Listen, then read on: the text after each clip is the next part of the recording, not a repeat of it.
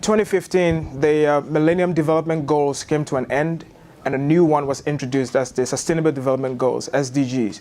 But before the SDGs were rolled out, there was a big meeting in Addis. And this meeting was basically about how do we finance the SDGs, and that was a big point. So what came out of that meeting was something called billions to trillions. And billions to trillions was one, how can we do domestic resource mobilization in terms of getting money from within the countries themselves or within the region. But the second part of billions to trillions was we would use the money that, say, the African Development Bank or the World Bank has, and we would de-risk projects in risky places and attract private capital. So then the billions was basically development bank financing, and the trillions would be the private sector in terms of being able to do that.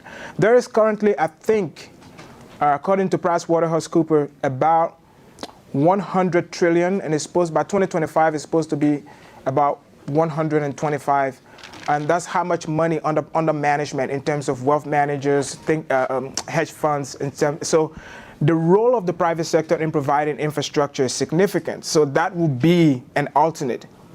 But most view Africa as a risky place to do business.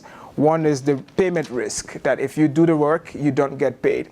There's the risk of the government might change and a new government comes and nationalize it, or there might be social unrest and stuff like that. And so because of the risk perception in Africa, there is a premium, and that makes the project significantly more expensive. It appears currently, in terms of risk appetite, that there are very few who have the same terms of risk appetite as the Chinese do. So that makes it very, very difficult in terms of being able to raise it outside. So one of the things we have is, if you were to remove China as a financier of African infrastructure, as a financier in Africa, there is no automatic replacement for that.